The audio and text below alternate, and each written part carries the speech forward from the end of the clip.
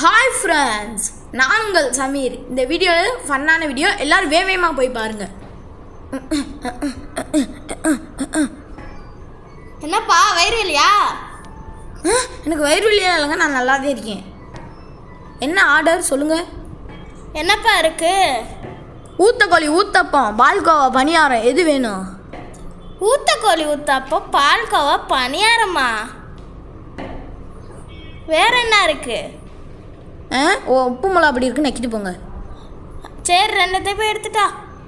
தம்பி நில்லுங்க. ரெண்டு எனக்கு வேணாம், இவனுக்கே கொடுத்துருங்க ரெண்டத்தையும், சரியா?